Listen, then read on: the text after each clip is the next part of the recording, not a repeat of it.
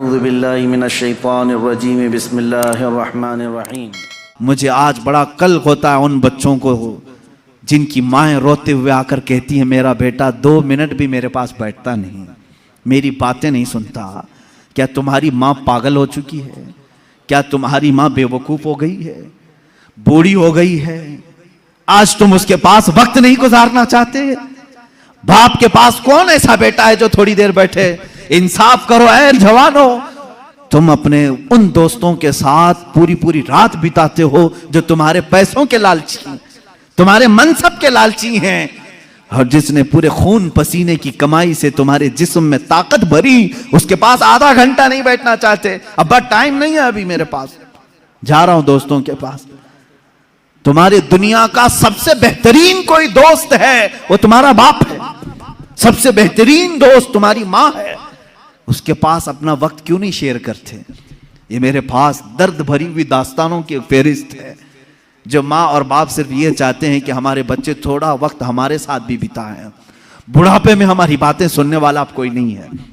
یاد رکھو تمہارے باپ اور ماں کی جو تم نے جوانی میں تعظیم کی یہ الگ مقام رکھتی ہے، اصل تعظیم تو وہ ہے جب تم جوان ہو اور وہ بوڑھے ہو چکے ہو، وہ پوچھی ہوئی بات کو بار بار پوچھ رہے ہوں، تم سے ایک ہی سوال کو دہرا رہے ہوں بار بار، تم چلا کر کے کہو کہ اماں ابھی تو بتایا تھا، بار بار کیا پوچھتی ہے؟ نہ میرے عزیز، تم امت مصطفیٰ ہو۔ میرے آقا صلی اللہ تعالیٰ علیہ وسلم ایک ایسی عورت جس کے مدینے میں کوئی بات نہیں سنتا، ایک ہی بات کو 70 بار سنا ہوگا، لیکن کبھی حضور نے نہیں فرمایا ابھی تھوڑی دیر پہلے تو نے کہا تھا، نہ، اس کی بات ہر بات سنتے رہے۔ اپنے ماں باپ میں سے جب کوئی بڑھاپے کو پہنچ جائے وہ تم سے بار بار سوال کرنے لگے تو انہیں یہ احساس بھی ہونے نہیں دینا کہ انہوں نے تم کو اس سے پہلے بھی کوئی بات پوچھی تھی۔ ہر بار نئی تازگی کے ساتھ جواب دو، ہاں اماں ایسی بات تو ہے۔ کبھی تمہاری ماں نے پوچھا بیٹا صبح ناشتہ کیے تھے؟ کہا ہاں اماں ناشتہ ہو گیا۔ تھوڑی دیر کے بعد پھر پوچھی اماں بیٹا ناشتہ کیے تھے؟ کہا ہاں اماں ابھی تو ناشتہ کیا تھا۔ پھر پوچھا اس نے ناشتہ کیے بیٹا؟ کہا ہاں اماں ناشتہ کیا۔ یہ نہیں کہ اماں ابھی تو بتایا پھر پوچھ رہی ہو، نہیں، اسے یہ احساس تک ہونے نہ دو کہ اس نے 2 بار تم کو پہلے پوچھا ہے۔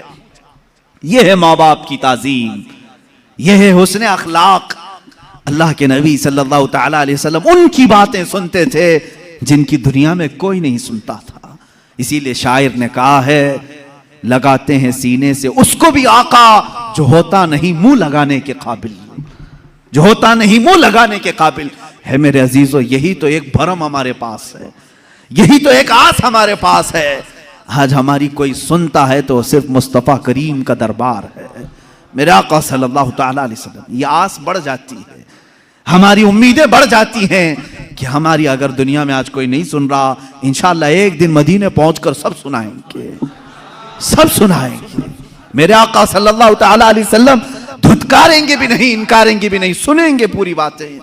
یہاں تک کہ اللہ کے نبی صلی اللہ تعالیٰ علیہ وسلم کے پاس لوگ آتے اپنی درد کی داستانیں سنانے کے لیے۔ کبھی آپ نے محسوس کیا کہ میری زندگی ایسی تو بن جائے کوئی میرے پاس آ کر کے اپنے غم کو سنا لے؟ میں اپنی تعریف نہیں کرتا، کبھی کبھار میرے پاس ایسا ہوتا ہے، لکھنے میں بیٹھا ہوں، پڑھنے میں مصروف ہوں، کوئی درد کے مارے ہوئے لوگ یا کوئی خاتون عورتیں جب بات کرتی ہیں تو بہت زیادہ بات کرتی ہیں، ہوتا ہے کہ ڈانٹ دیا جائے، رکھ دیا جائے، لیکن اخلاق مصطفیٰ یہ ہوتے ہیں، ہم یہ سوچ لیتے ہیں کہ شاید تھوڑی دیر بات کرنے سے اس کی دل کی بھڑاس نکل جائے، اس کا دل ہلکا ہو جائے۔ اگر اللہ نے مجھے ذریعہ بنا لیا تو یہ بھی اس کا انعام ہے۔ بنو اس طرح سے کہ تمہیں کوئی اپنا درد سنا سکے، تمہارے کندھے پر سر رکھ کر کے رو کر اپنا ہلکان کر سکے، 2 آنسو تمہارے سامنے بہا لے تو اسے ہلکا لگنے لگے۔ یہ نہیں کہ تم ہر ایک سے جی چھڑاتے ہوئے، جان چھڑاتے ہوئے بھاگتے رہو۔